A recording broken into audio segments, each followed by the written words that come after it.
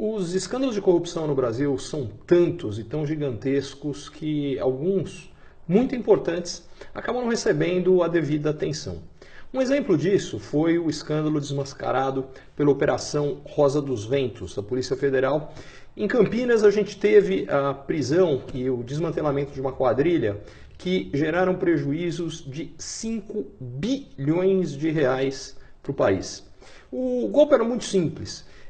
Na parte de distribuição de combustíveis eram montadas empresas de fachada que não pagavam imposto como prática. É diferente de uma empresa que tem alguma dificuldade num momento específico e atrasa algum imposto, mas alguém que nunca paga imposto. E vem protelando e levando isso há anos. Resultado, 5 bilhões de reais foi o prejuízo que nós, brasileiros, tivemos com essa brincadeira.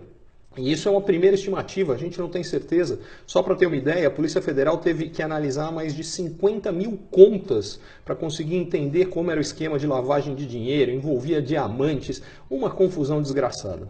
O importante é que, como em vários outros casos, se a gente quer impedir que isso continue acontecendo, a gente precisa tomar várias medidas. A primeira, a gente precisa ter forças-tarefas permanentes da Polícia Federal e outros agentes, por exemplo, no caso do controle de combustíveis, que precisam atuar não apenas quando nós temos um problema que começa a emergir, mas para evitar que esses problemas aconteçam. Se a gente não tiver uma fiscalização permanente e que envolva todos os órgãos relacionados, Polícia Federal, ANP, os órgãos estaduais, o que acaba acontecendo é que quem tem a má intenção de praticar atos ilícitos se sente seguro e a quantidade de atos ilícitos acaba sendo muito maior. O segundo aspecto é uma mudança de legislação. Não dá para o Brasil continuar tratando da mesma maneira quem atrasou um pagamento de imposto uma vez e quem atua com prática de nunca pagar imposto como uma prática de negócio. É óbvio que esse segundo caso tem que ter uma legislação muito mais dura. Já há 3 estados, Paraná, Goiás e São Paulo, que tratam esses devedores contumazes de forma diferente e com uma dureza de lei muito maior. Isso precisa ser generalizado.